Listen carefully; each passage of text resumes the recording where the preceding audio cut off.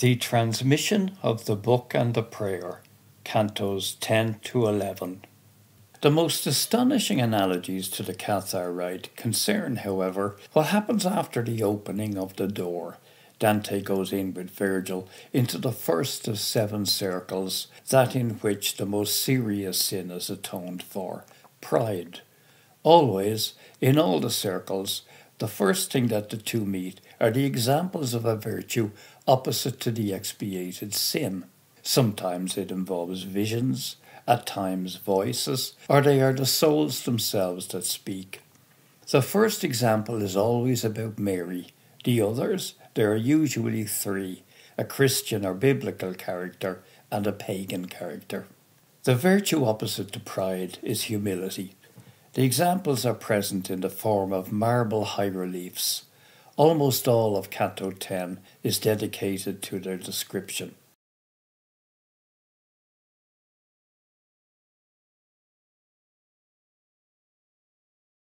The first example depicts the time of the Annunciation. The second, the story of moving the Holy Ark, with King David who is dancing semi-naked, while his wife Michal looks on with scorn and suffering from a window. The third, the image of the Emperor Trajan, who stopped to render justice to a poor widow.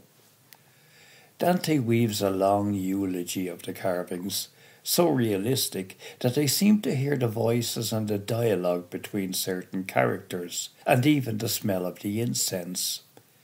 At the end, he comments that they are that perfect because it is God himself who produced this visible language.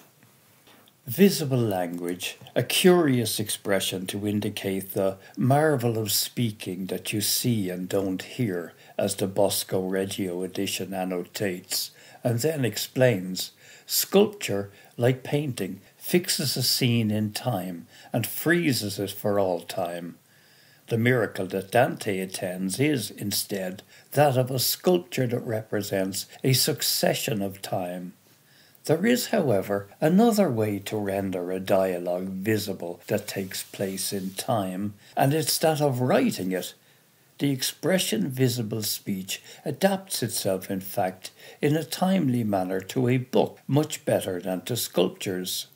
If then we take note that what the story of Mary and, page 196, King David narrates, that is, 2 events, one dealing with the New Testament and one with the Old Testament, namely from the Bible, the book par excellence, and that this visible speech, what's more is also in the Bible, was produced by God himself, we cannot not believe that they concern a subterfuge carried out by Dante to allude, immediately after the passage through the door of purgatory, to the transmission of the book, the Bible, that was part of the Cathar rite, ending the first period of the novitiate towards the consolamentum.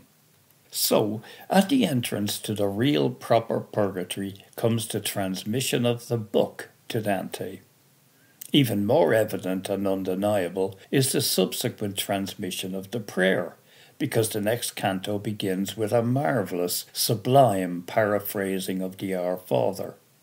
It is the only prayer of the Cathars, and the only prayer in the comedy that is recited fully, and as it happens, right in this moment at the entrance of purgatory. This can't be a coincidence. The Our Father is recited in Italian, just as the heretics recited it at that time, especially the Cathars.